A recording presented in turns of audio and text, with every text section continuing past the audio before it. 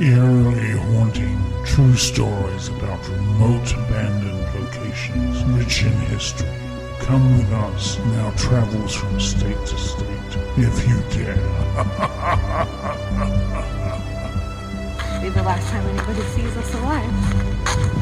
I don't know where she has us, but we're gonna get fucking killed. Hello? Gina, there is a beehive over there. Do you see that in the hole? Buckle up, Buttercup. Welcome to 50 States of Madness. Welcome to 50 States of Madness. Hi, I'm Shannon. I'm Gina. Yeah. I'm sounding a little off today. Got a little bit of a nasal thing going on. She's allergic to food. I'm allergic to food. That's the story I'm saying, and I'm sticking to it. It's not a cold, damn it. Well, I'm definitely not COVID because I tested and I'm negative. So. But she's sick. She just got off another cruise. I always get sick. The cruises are gross. But you know what? I do have to say that I avoided the buffet. I didn't go to the buffet at all. What'd you eat? Well, they have restaurants that you go Oh. to. So I sat down, ordered the food. They bring it to you. But I didn't want to go, through the buffet Yeah. and touching everything. So I avoided that completely. So I just had and then I would stand in line like Guy Fieri's and all that. I was like on Carnival, the Carnival weekend party cruise. It was the clubbing I did with all the 21 and over kids. I tried to keep up with them. Oh, okay. I did. Didn't. Well, when didn't she last got long. here, she said, I don't think I'm sick. I think that that it's just my nose runs when I eat food. So I think I'm allergic to food. Every single time I eat, without a doubt, I have to have tissues next to me because my nose runs. Regardless, it could be hot food, cold food, whatever it is, my nose runs every single time I eat. So I think there is some allergies that I have to food. This might not be it, the severe. And then she said, I ate a bag of Doritos. I think that's what it is. It's the red dye. It can kill you. Okay? Put the comments below. Let Gina know. Red dye kills. I don't think it makes your nose run, though. I ate a little snack size of red Doritos. I don't think it makes your... No, every time I eat, my nose runs. So no, I know. Trust me. I know. But my nose got super, super stuffy after I ate the bag. But yeah, my coworkers too were saying like, no, Shannon, you're sick. Yeah. And then they made me take a COVID test, but I was negative. So I'm like walking around like, woo, woo, because, at this point it's the flu, but it's something. I don't know. I got something. My daughter has it too. So, see, it's really bad. So, yeah. So, yeah, tis the season. So, not yet. Almost. For the flu, they said it was going around early this year. Oh. Yeah, they were saying that it cool. was going to hit early and hard. So. Oh, sweet. Yeah. Sounds like a good time. So this week we are going to pick up kind of where we left off last week. We did a shoot the shit last week. We talked about a bunch of different things, but we are going to talk about more about Ashley Ellerin, who had the connection to Ashton Kutcher, Mila Kunis, and that was a guy by the name of Michael Gargiulo. He was the one who was responsible for murdering Ashley. And I know that some more stuff has come up in the news about Ashton Kutcher. Yeah, I know that he resigned, right? Right. I don't know anything else. And then you usually keep up with the people news. I only keep up with like true crime news, but you're usually on top of it. I usually am, but I was disconnected this weekend, so I haven't heard anything else that's come out. I just know the last thing I heard that Ashton resigned from the sex. He works for an organization fighting sex trafficking, and so he resigned from that because of all the allegations that are coming out. Right. Yeah. So, but yeah, we're going to do this on Michael Gargiulo. He's definitely not guilty. So no, we definitely do not blame Ashton for Ashley. And there was some stuff that did come up because I know that we kind of touched on like, our theories and kind of like, what was those messages about and things like that. Yeah. But we have since come to find out, I guess there was some more additional posts or some comments made within comments. Oh, I don't know about that. Yeah, by the accuser, Chrissy. And she had posted, and I did a little update on it where if you watched our YouTube, you would have seen some of those posts. but it was really more about, there was some kind of post about how he had sat outside the house talking to his agent. And so the speculation is that he did see the body through the window. Oh, okay. So that was some of the speculation that went around. So, but it had nothing to do with him doing it. He just, talking to his... That he saw the body and left. He saw the body, didn't do sat anything. outside, didn't do anything, and called it. his agent about how to protect his career. Got it. That's kind of was some of the allegations. But, Okay. I don't know how true any of this is. So just speculation and post and kind of reading into certain comments, down from some of the posts. So yeah, I kind of updated it on the YouTube. So if you haven't seen that, they're in there. I put the picture of the post on there, but. So this guy, Michael Gargiulo, he was responsible for, there was 4 women involved total. 3 were murdered. 1 survived. There was 1 survivor. Yes. So we're going to kind of talk about them in order. And this starts back in the early 90s. So he was on a roll for quite a few years. Quite some time before being stopped. Yeah. So his first victim, Tricia Pacaccio, had been a beautiful, studious, popular 18-year-old girl days away from moving away to Purdue University to major in genetic engineering. Growing up in the upscale Chicago suburb of Glenview, Pacaccio had a storybook life filled with cheerleading, friends, music, and the debate team. Not one to drink or party, she would rather be at home reading or studying. She had also lived 1 block away from Michael Gargiulo. On August 13, 1993, Tricia was walking down the street on her way to meet her boyfriend, who was going to take her to a doctor's appointment. Michael, who was then 17, drove by in his father's van with another friend inside and stopped to offer her a ride. She accepted and was dropped off at her designated meeting place. The next day, Tricia got up as usual and went to her job at a department store cosmetics counter. She then came home and took a shower before heading out with 2 girlfriends to a road rally. I used to always tease her about using all the hot water, said her dad, Rick. When she got done washing her hair, there was no hot water left. I said, take it easy on the hot water, and that's the last time I saw her alive. After the rally, the girls ate at TGIF Friday's restaurant. Then Tricia went home. It was 12:30 a.m. On the front porch with her key in hand, Tricia never made it inside. Someone came up behind her, twisting her left arm behind her back to the point that it fractured. She was then stabbed a dozen times, including 3 fatal wounds to her heart, her left lung, and abdomen. She was also stabbed in the arm, the collarbone, and in the back. The attack happened so quickly that she didn't have a chance to fight back. As she fell to the ground, she dropped her door key next to her head. She was able to do one thing that would help detectives 17 years in the future and 1,740 miles away. She got someone's DNA under her fingernails. Her body went undiscovered until the next morning when her father opened the front door. Unable to bear the tragedy, the family moved out of the home for 4 years. Medical examiners recovered the DNA from under Tricia's fingernails but couldn't make a match until they received Michael's blood sample from Los Angeles in 2003. Yeah, so, I mean, even though they weren't able to do anything with the fingernail clippings, like the fact that they thought enough to save them. Right? Like in advance knowing like if maybe eventually someday down the line we'll be able to do something with this. That's crazy. Yeah. But I think there was some talk about it and some kind of, rumblings in the forensic community. Mm-hmm. And that's why they were saving all this different types of evidence. Yeah, of and course. things like that. But it's amazing. So, I mean, thankfully that happened. Yeah, absolutely.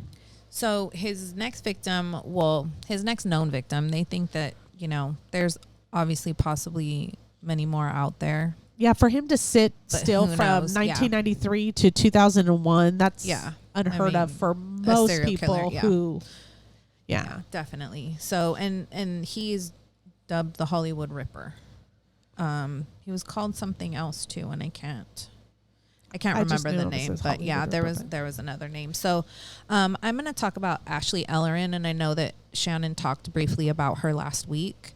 But there's a lot more to her story, and I think that it definitely makes a difference in the case and in the story to hear, you know, everything and how he kind of basically stalks his victims. He learns their routine. He learns what they do, their comings and goings, who they live with, if they live alone, whatever.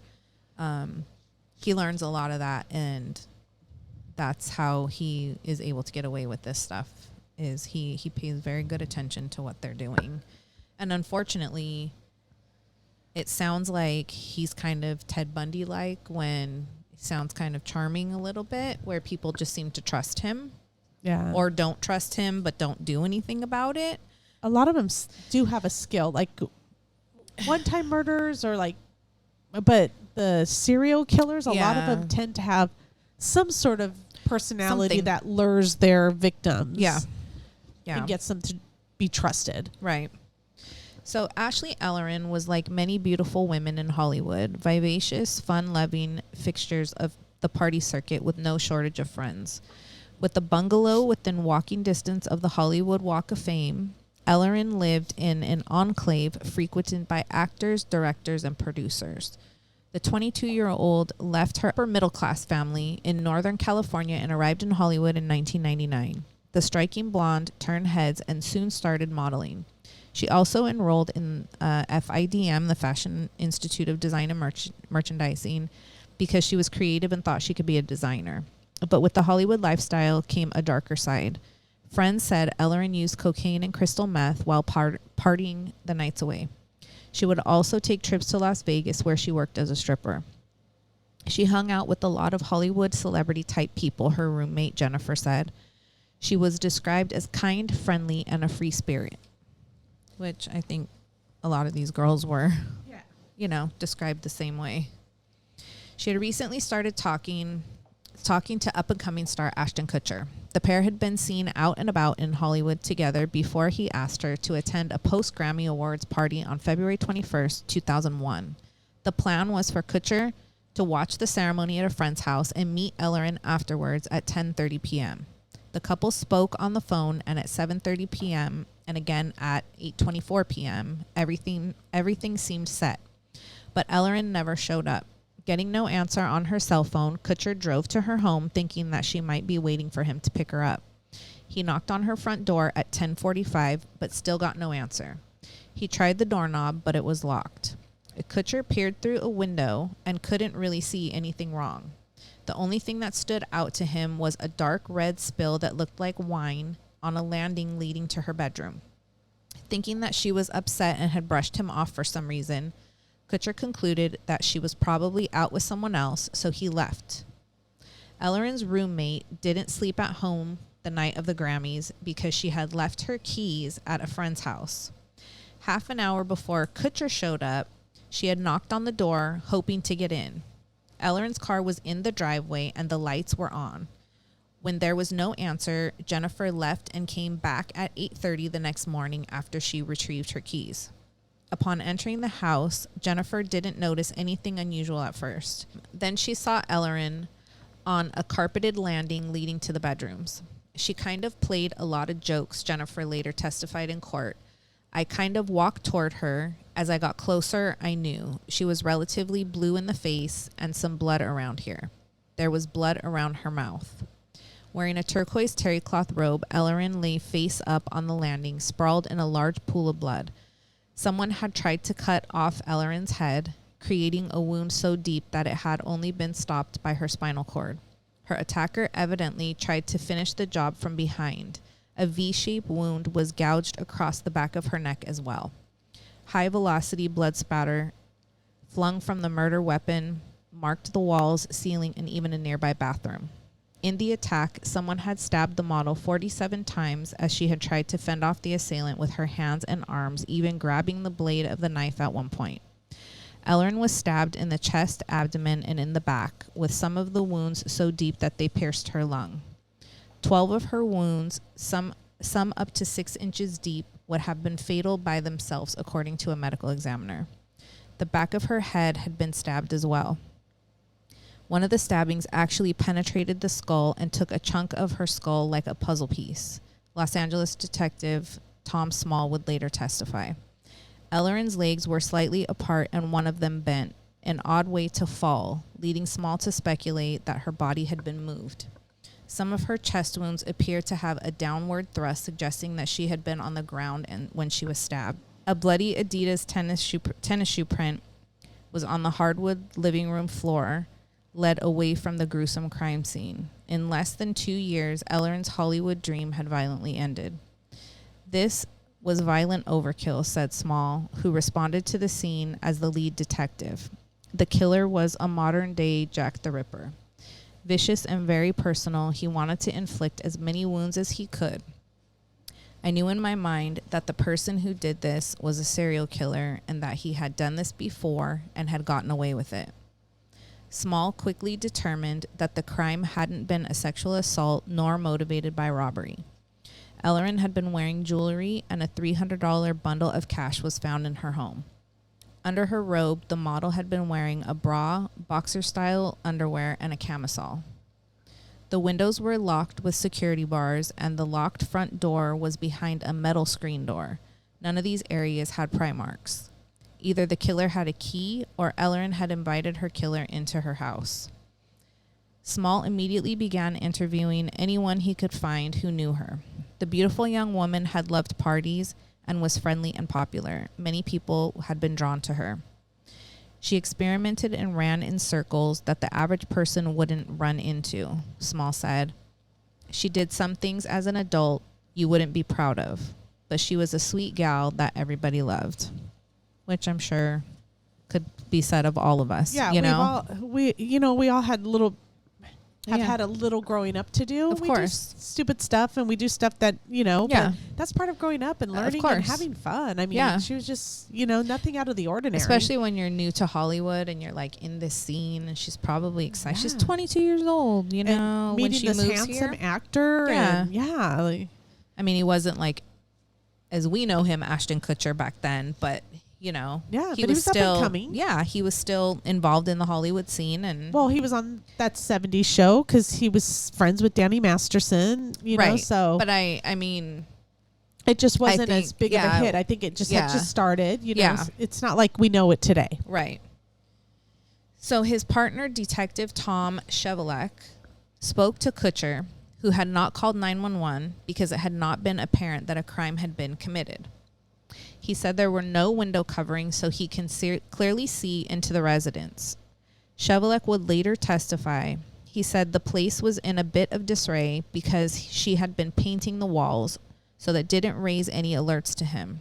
He saw what he assumed to be red wine on the carpet area that led to her bedroom. Ellerin's father had been visiting and was helping with her home renovation project. She had dropped him off at the airport at 5:50 p.m. on the day that she died. Later that evening, Ellerin had been visited by Mark Durbin, the manager of her rental house, who repaired a light fixture. The two had ended up having sex, Durbin later testified. So it sounds like they were not in a relationship, but, apparently sleeping with each other. Yeah, doesn't he have a girlfriend as well? Somebody, yeah. As he was getting ready to leave around 8:15, Durbin said Ellerin asked him not to go because she didn't feel like attending the Grammy party. But Durbin was also involved with someone else, and that woman was due at his house. He locked the front door, looked back through the window, and blew Ellerin a kiss. Durbin lived in the complex and could see the front of Ellerin's home from his own. An hour later, he happened to look out of his window and saw a motion sensor light up in the walkway in front of Ellerin's home. In the light, Durbin saw a light-haired man about 6 feet tall and 175 pounds walking back and forth. Through the accounts of the dozens of people that Small interviewed, one constant kept popping up: the heater guy. It seemed like most of Ellerin's friends had something to say about a mysterious heater repairman who had kept inserting himself into the model's life. It had started a year before her death. She had been standing in front of her house with a friend, Christopher Duran, who was fixing a flat tire on his car. A man walked up to help. He was heating and air conditioning man, and he gave us his card. Soon the stranger was showing up at Ellerin's house for unannounced visits or phoning her. He said he lived about a block away and walked his dog at a park across the street from her home. One incident in particular stood out. He showed up at the door, out of breath, sweating, and told us there were cops at his house asking him about his ex-girlfriend in Chicago that was killed, and he was avoiding them.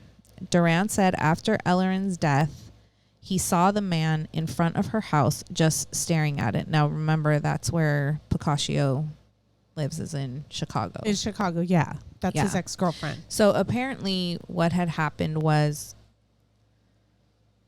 they believe that maybe Michael Gargiulo slashed the tires. On purpose. So that he could go by and... She'd have a reason to call him. Exactly. Well, no, she didn't call him. Oh, when he came by. He just came by to like basically introduce himself and be like, oh, do you guys need help? But that was like his way of talking to them without it looking too suspicious. So he was stalking them even before he met them. Mm-hmm. Yeah, like a year before. So they think that because when they took the car to the shop to get the tires repaired, the tires were slashed. It wasn't like a flat, like he ran over something. Mm-hmm. Oh, okay. So they think that maybe that's how he was like able to introduce himself to them. And then he was like, oh, here's my card. I'm a heater repairman. In case you ever need anything, give me a call. Yes. So Justin Peterson, who had lived with Ellerin, briefly testified later that he had given the man a ride home from an art gallery opening they'd both attended. While in the car, the man had grabbed Peterson's arm and squeezed very hard. He dropped the stranger off at a green Ford pickup truck around 10 p.m. Peterson returned to the home that he shared with Ellerin around 3 a.m. and saw the truck parked in front, the motor running and lights off, a person sitting inside. The next day, the man arrived to fix Ellerin's heater, and Peterson demanded to know what he was doing outside their house. He started stuttering, and he eventually tells me he couldn't go home, Peterson said. He said that the FBI was there waiting to collect DNA samples from him. He continues to tell me his best friend's girlfriend was murdered. So at this point, he's not even saying it's my girlfriend, my ex-girlfriend. Now it's his best friend. Yeah, so his stories change. Yes. So the man put his foot up on a table and raised his pant leg, revealing a hunting knife with a jagged edge strapped to his shin. A month before Ellerin died, she had thrown a party, and the mysterious stranger had been invited. He sat on the couch, didn't socialize, and stared at Ellerin the whole time. She thought he was a nice guy, and that's why she didn't fear him, Peterson said. So there was something about him that... He sounds creepy, but he must have been really charming. That's all I could think of, or she was just a nice person who didn't judge people. Yeah. I don't know. Gina would have already been I would have been like, goodbye. Get out of here. Yeah. I mean, when you see somebody like... just staring at If people just start to, or a person, I should say, if a person just randomly reappears in your life that you've never crossed paths before, like to just randomly be outside when I get a flat tire and... Well, even at one point, isn't it where she does end up calling him because the heater goes out? Yeah. Maybe and so it's like all these convenient moments. It's just a little... Again, I don't believe in coincidences, so... Yeah. But I do look at it from her point of view. She was a very beautiful girl. She's used to men staring at her. She's dating Ashton. She has this other guy that's interested in her that lives in the complex that she's having a relationship with. She's used to men giving her the attention, so maybe it didn't... I guess I just don't know what that's like. But I'm saying for her, like, maybe... Ain't nobody trying to talk to me out there. Truth be told. Nobody is trying to talk to me, look at me, be involved with They're me. scared. Nobody. They're like, how do I get away from her? My poor neighbors. No, that's not true. They just stay at a safe distance from you because you give off the look like, don't fucking talk to me. Like, but I just think maybe she was just so used to that a guy staring at her at a party, she just kind of, Yeah, I guess. I mean... I guess hindsight's 20/22. It would have made me feel very uncomfortable. Yeah. But, yeah. So in Detective Small's line of work, too many coincidences are usually suspicious. See, there you go. Thank you. You said it. There you go. You should have been a detective. I should have, right? And this strange heater guy who had no name had been neither a friend nor a lover of Ellerin, yet he had frequently sought her company. Always the gregarious one, Ellerin had complied. During numerous interviews, Small was told that the heater guy had once bragged about suing the owner of a truck who had struck him while he had been crossing a street near his home. The vehicle had belonged to a contractor who'd been constructing the Kodak Theater on Hollywood Boulevard, now home to the Academy Award ceremony. So Small contacted that company and inquired about lawsuits with pedestrians. None were found. He did a records check on all reported accidents in that area around the time of the construction and came up with a hit. Someone had struck a dog, and the dog's owner was Michael Gargiulo. So there's the connection. Yes. Now he had a name, and with that came a driver's license picture. Armed with the new information, Small revisited the witnesses with a grouping of 6 photos, including Gargiulo's, and asked them to pick him out if possible, and they did. Small continued working the case. Then things took an unexpected turn in the fall of 2002. While at work one day, Small was visited by a few detectives who had flown out from the Cook County Sheriff's Office in Illinois. They had a photo of Gargiulo and his name. When they said the name, I asked my partner to come over quick, Small said. They said, "You know that guy?" I said, "I think he's a potential suspect in my case." They were taken aback. The Cook County detectives were investigating a 1993 murder and had tracked Gargiulo to Los Angeles in hopes of obtaining a DNA sample. He could not be located. In the following week, Small obtained a search warrant for a new Los Angeles address where Gargiulo was last known to have lived, a van he was driving, and a court-ordered DNA sample. The van was located, and detectives found 3 different knives, a box cutter, binoculars, and a vehicle's license plate inside. Gargiulo's apartment was sparsely furnished with no furniture other than a kitchen table and a chair. Bedding was on the floor and men's clothing hung in the closet. A backpack containing a plastic Halloween mask and a handgun were also found. Gargiulo eventually arrived home, and he was transported to a hospital to give blood, hair, and urine samples for a DNA test that would be forwarded to Cook County. What if my DNA was on a keychain that was left at a crime scene? Gargiulo suddenly blurted out while en route to the hospital. They can't find my DNA from 10 years ago at a crime scene, can they? Why did it take them so long to find my DNA?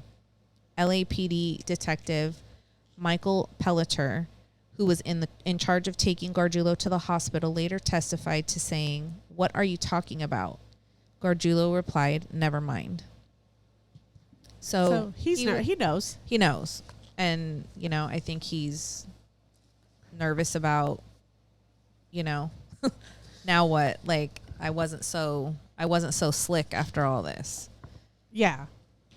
And so this is where I get surprised because that's not when he gets taken in. No. Either at that point, right? Because we're going to talk about another victim. So we have the next victim. Maria Bruno moved from El Salvador to the U.S. when she was a teenager and met her husband shortly after. The two married, and she later gave birth to 4 children. She left behind 2-year-old twins, a 4-year-old, and a 5-year-old. Los Angeles Sheriff's Detective Mark Linenfeld said, "I've been a homicide detective 17 years, and this was one of the most gruesome crime scenes I've ever seen. There was a massive amount of blood. It's amazing what type of damage one person can inflict on another." On December 1st, 2005, Michael Gargiulo entered Bruno's apartment through a kitchen window after she had gone to bed. He took a butcher knife from the kitchen and used it to slash her throat all the way down to her spine and stabbed the petite woman 17 times in the chest, arm, and abdomen. The killer also cut off both of Bruno's breasts, placing one of them in her mouth. I mean, he's just... That's horrific. It's like horrible. Mutilation. Yeah. Bruno had once commented to friends that there had been a weird guy at her building who had been seen watching her. About 5 days before her death, the man had followed her from the parking lot into her home and then exited about 10 seconds later.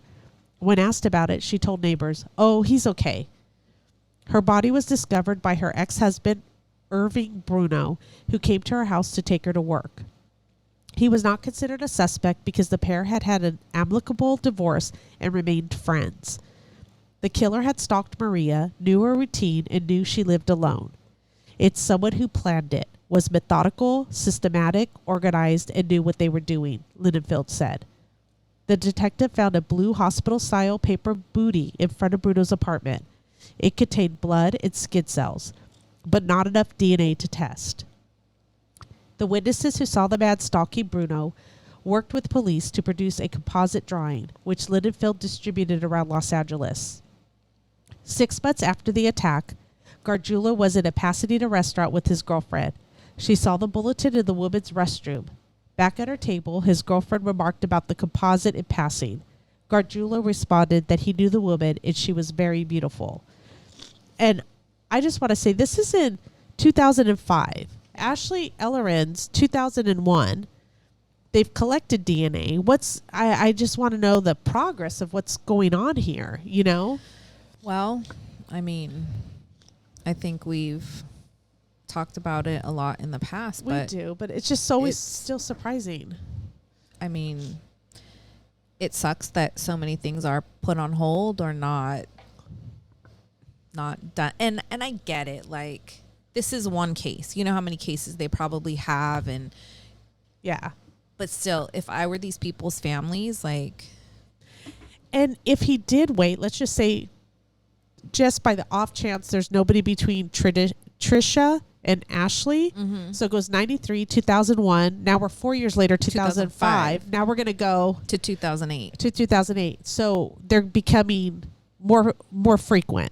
If he's not doing any in between. Yeah, I mean, they just haven't connected him to anyone in between. But yeah, just in case, you know, he's escalating.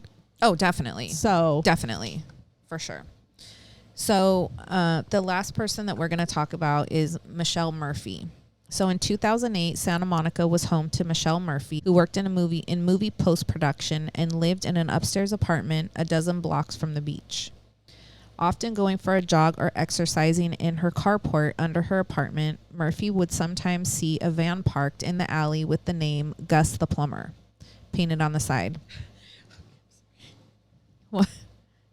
Gus, right? I know. That's my husband's name. Yeah, he's come up a few times, right? He has. You know what? He came up in the Long Island serial killer and now the Hollywood Ripper. He makes his way. He's making his way through. I might have to have a talk with this Gus. Yeah, right. He's making his way around. Yeah. So once in a while, she'd see a tall, dark-haired man near the van who would also say hello in passing. On April 28, 2008, Murphy went to sleep just like any other night, but suddenly awoke just before midnight to the searing pain of someone plunging a knife into her chest. A man was straddling her body and continued stabbing her in the shoulder and right arm as she tried to get away. At one point, Murphy grabbed hold of the blade, which sliced her fingers to the bone. The assailant was having a difficult time holding down Murphy, who was nude and slippery because of all of the blood. At one point, the attacker ended up slicing his own wrist. He paused, and this allowed Michelle to get feet under his chest and launched him off the bed and onto the wall, and he hit the bedroom door. The attacker then mumbled sorry before escaping out the front door. He had entered through a window but had left the front door ajar for an easy getaway after the attack. Murphy's quickness saved her life. Santa Monica Police Sergeant Rich Lewis responded to the scene and found a blood trail leading down Murphy's steps and across the alley and down a walkway toward another apartment complex. The blood-soaked bedding was tested for DNA, as were the outside droplets. A month later, Lewis had a match, thanks to the DNA blood sample that Chicago investigators had entered into the national database. It was Michael Gargiulo. So in 2007, Gargiulo had started working for Gus the Plumber. He had gotten married and moved in with his wife, Anna Gonzalez, who lived in Santa Monica in an apartment across the alley from Michelle Murphy. In fact, Gargiulo's new home gave him an unobstructed view into Murphy's kitchen and dining room. The night of Murphy's attack, Gonzalez, his wife, was home asleep. When Lewis got the DNA match, he remembered a visit he had received a few months earlier from Detective Lilienfeld. Lilienfeld was inquiring about the murder of another model, Juliana Redding, in Santa Monica, to see whether it might have been similar to Maria Bruno's. Redding's case turned out to be unrelated, but Lewis now wondered if Murphy's attack might be linked. Lewis also got another lead after calling Chicago detectives to talk about Gargiulo. He was told that LAPD had a similar stabbing. The 3 detectives decided to meet along with the deputy district attorney. Murphy's case was pretty cut and dry, so the district attorney's office filed an attempted murder charge on June 10th, 2008, less than 2 months after the attack. So Lilienfeld is the detective that was on Ashley Ellerin's case. Okay. Yeah. So they're starting to make this link to this Michael. Right. After all of this, finally, which, I mean, I guess it kind of makes sense that, you know. It takes time. Yeah. I mean, along with everything else that they have going on. Yeah. Understandable, but still. Yeah. Okay. So now that he knew his suspect's name, Lilienfeld discovered that Gargiulo lived in the same apartment complex as Maria Bruno. Even though Gargiulo was long gone, Lilienfeld searched the apartment. He found nothing in the main part of the home, but he noticed an attic and got a ladder to crawl inside. Up there in a plastic baggie, he discovered a blue medical bootie that matched the one that they found 2 years earlier in front of Maria Bruno's apartment. This time, there were enough skin cells on the new booty to do a DNA test. It came back to Gargiulo. Now with DNA matching to 2 murders and 1 attempted murder, they had enough circumstantial evidence in the similarities of the 4 cases to file their own case with the district attorney's office. Gargiulo was charged with both Bruno and Ellerin's murder on October 20th, 2008. The only things that lacked resolution were the Pacaccio death in Chicago and the nagging hunch by the 3 detectives that Gargiulo could be responsible for an untold number of other murders. Gargiulo was arrested for the Murphy attack on June 6, 2008. While sitting in jail, he plotted an escape. 10 days after his arrest, he snapped off the head of a plastic spoon that was given to him for a meal. He whittled the straight piece down to a point with his teeth and tried to unlock his handcuffs. This episode was videotaped. While in jail, he talked about many things. He talked about being locked in, left alone, sitting in a chair, climbing up into the ceiling, running down to another part of the building, coming down, popping out a window, jumping and running over a fence, Los Angeles County Sheriff's Detective Michael Staley said. Gargiulo also talked about disabling the jailer with a throat punch and stating that it would be a fatal punch. The escape never happened, but an extra charge of attempted escape was added to his case. Gargiulo was in jail without any bail and went through a string of defense attorneys that he fired before settling on one that represented him in a 2-week preliminary hearing that began on June 21st, 2008, and included dozens of witnesses, including numerous people who knew Gargiulo. In that hearing, the judge allowed the prosecution to introduce evidence of Pacaccio's murder, ruling that the case had substantial similarity and a reasonable likelihood that Gargiulo committed the crime. The evidence was admissible under California law used to offer proof of other crimes, in this case, the California stabbings. Gargiulo was ordered to stand trial, but that was a small comfort to the Pacaccios, who were angered by the fact that Cook County prosecutor Scott Cassidy rejected filing the Pacaccios case despite the DNA evidence. I mean, it came from her fingernails. Yeah, I wonder why they wouldn't have. That's crazy. Yeah. The couple said that they were told that Tricia could have obtained Gargiulo's DNA by accepting a ride in his van the day before. Bullshit. Like, what, you scratching him or what? Like, it doesn't make sense. It doesn't. That's just crazy. It's just a made-up reason for not arresting Michael, Diane Pacaccio said. First of all, he was never a friend of my daughter's and never had anything to do with her. How could she be out with all her friends that night and no one else's DNA is on her? I also think, too, I don't want to call them out on this, but I think it costs a lot of money to prosecute somebody and to extradite him. Yep. So I'm thinking he's already going to do time for the 2 murders and the attempted murder. You know, he's going to be in jail for the rest of his life regardless. So why are we going to... Again, like, and I know that that's how they probably think. Yeah. But again, we've talked about this on several other cases. Like, that's really shitty for these families to not, you know, especially when you know, like, this is the person that did it. And you're using the DNA that came from under my daughter's fingernails to solve other crimes. But yeah, you're not going to prosecute. But you're not for him. Like it's that's infuriating. Yeah. Tricia Pacaccio said that he spent 17 years campaigning for justice in his daughter's death, even contacting the FBI and his congressman. Everything had fallen on deaf ears. If the people of the state of Illinois are stupid enough to believe Gargiulo didn't do it, shame on them, he said. All we want is our daughter to have justice, and they're robbing her of that. Her civil rights are being violated from one individual standing in the way. Cassidy has since changed jobs and is now head of investigations for the Cook County Sheriff's Office. He refused to return phone calls asking why no case had been filed, even though a California judge allowed evidence of Pacaccio's murder to help prove the stabbings of 3 other women. Numerous phone calls to spokespeople for the Cook County State's Attorney's Office and the Cook County Sheriff's Office have not been returned. Calls to Gargiulo's attorney were also not returned. Asked for a motive for the killings, Lilienfeld could give none. You're trying to apply logic to an illogical situation and person, the veteran detective said. The things that interest him and excite him and whet his appetite are not that of a normal person. The things that interest him are macabre, such as murder and cutting people up.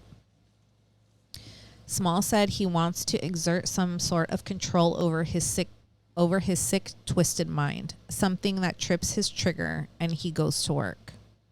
Great police work solves cases, but Lewis admitted, we got really lucky. I think the true hero here is Michelle Murphy. And I think Tricia as well. Because she was the one who had the DNA from the get-go in 93. Yeah, I mean, to name anybody as a hero, one person, all these girls absolutely are just, it's horrible what has happened to all of them. And to God only knows how many more are out there. Yeah. That who knows? I mean, I feel like the way that he's killing these women or girls, like young girls, like to do the damage that he's doing, I feel like this is somebody that's done, like they said in the beginning, like they've done this before. Yeah, and he had the confidence to keep doing it, and the way he's getting into their homes, stalking them. Yeah, he's definitely not an amateur. Yeah. So, I just wanted to talk a little bit about his background. So he was born in 1976 and grew up with 6 siblings, including several sisters, and he lived 100 yards away from the Pacaccio family. He wasn't the most popular kid in the neighborhood. Diane Pacaccio, Tricia's mother, remembers him playing with one of her 2 sons as they grew up. However, unlike the other neighborhood kids, Gargiulo would never come inside the Pacaccio home for lunch. He was odd, Diane said. Although Gargiulo knew her son, Tricia never had any type of contact with him. One day, Diane went over to the Gargiulo home to pick up her younger son, who had been playing with one of Gargiulo's brothers. She was shocked by a conversation that she had with his parents. The parents said, "We are afraid of Michael. We would like to kick him out of the house, but we're afraid he'll come back and kill us." His father said he probably needs medicine, but he won't take it. The day Tricia's body was found, Gargiulo called up his girlfriend, saying he was upset, nervous, and scared, and wanted her to go with him to run an errand. She later testified that Gargiulo got out of the car with a small green canvas bag that he said contained knives. Gargiulo disposed of the bag in a building. After Tricia's murder, Gargiulo's parents packed up and moved, leaving Gargiulo alone in the house. Diane Pacaccio said, adding that his mother later died of cancer. Gargiulo later moved to Los Angeles, where he began working out at a gym with sights on a pro boxing career.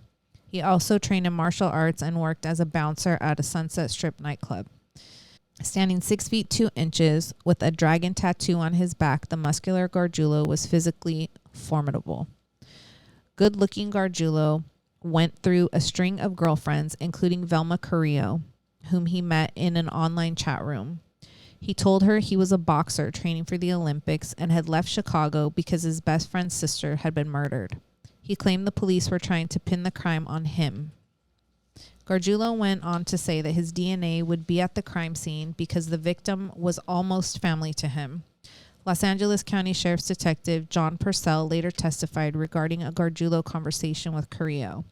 Michael Gargiulo would tell her how DNA and the science of DNA would be used to capture suspects. Gargiulo thought of himself as an expert on sorts because he was an avid watcher of forensics and crime-related television shows. Other women had more violent encounters. Maria Gargiulo dated Michael and found him to be forceful, demanding, and threatening. He once struck her, and she suffered a detached retina, Purcell testified. Michael Gargiulo had threatened to kill her if she ever left him, and had also told her that because of his study and degree in forensics, he would be able to kill her and get away with it. Another girlfriend called police when he shocked her with a taser gun, according to court files. He lived with various women off and on and fathered several children. His job as a bouncer was left behind for something more stable, work as an air conditioning and heating repairman. What? That's the first time I heard he had children. That's crazy. But could you imagine? No, not at all. And being one of his kids? No.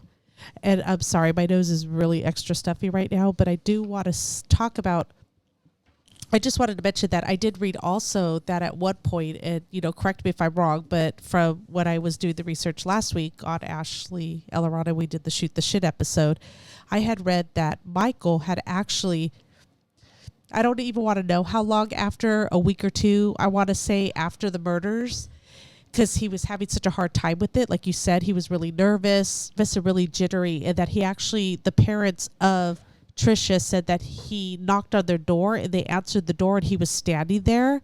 And they said it looked as if he was ready to tell them something, but then the father walked up behind him and said, I don't know, Michael, I don't know why you're like, come on, we need to go. And he grabbed him. Yeah. And they ended up moving shortly after that. Yeah. So I had read something to the fact that they kind of suspected it was him not too long after the murder because of the time that he showed up at their doorstep. And they said like it looked like he really wanted to unload something, like and he just never said anything, and they ended up leaving. I mean, I think it weighs on you. Yeah, but I think if the parents were so afraid of him, why would they cover up for him too? They said something to the effect that the dad came, took him away, but that's just insane. They already knew something was wrong with them. Yeah. But at that point too, it is really hard, I have to say, to get your child medicated, help if they don't want it, psychiatric treatment. Oh, of course, if they don't want it, I mean, you can only do what you can do. Even as teenagers, like after the age, I'm so surprised that after 14, you're not even allowed in the doctor's office with them. Although I am responsible for their bill up until 24. I mean, or 26. It wasn't like that crazy. when my kids were young. I don't know like what I would have done if they would have told me at 13 years old or 14 years old, I can't go in there. Yeah. I would have said, sorry. You need their permission. So I would just look at my son and my son would be like, yeah, she could come in. Like, yeah, but you have to get my child's permission. Yeah, it's ridiculous. You're going to send me the bill. She barely knows how to wipe her ass at 13. And now you're going to like, no. Now you want him to like, just go in there with you by yourself. But yet one time when they called me for the bill, I was like, don't you need to talk to him? Yeah, right? Like, yeah, I'm sorry. Let me put him on the phone. Yeah, I'm like, what medical appointment? Yeah. I knew nothing of this. I don't know. Oh, now you want to talk to me. I know. Now it's okay. So it's just, but it's, it's really hard. And, I feel bad for them, but. Yeah. That's just the way it is. And I'm really curious, like, because you do kind of touch on the family. The mom passed away, but I'm really curious, like, the father and where are they at, and it's just it's a horrible story. Yeah. So, Yeah. So that was. It was a hefty one. Yeah. And it's funny how we just accidentally came across it just because. Yeah. And I just wanted kind of to, in the news. you know, when you started talking about Ashley Ellerin last week, I just thought, okay. And then once I started reading, I was like, and oh, multiple man. victims. Yeah. There's just, you know, he was definitely a serial killer. So. Yeah, absolutely. Yeah. So thank you for watching. Yes. And shout out to our Patreons. Yes. Thank you very much. We appreciate it. And if you'd like to follow us on all social media platforms, we're at 50 States of Madness. We're on Patreon at patreon.com/50 States of Madness, and YouTube and all podcast platforms, 50 States of Madness. We are actually having our 1-year anniversary at the beginning of October. So you might notice a couple changes. Our logo will change a little bit. So yeah, just look out for that. You might not recognize it. So it's still us. We're just making a few tweaks here and there. But other than that, have a good week, and we will talk to you guys soon. Bye. Be safe. Bye.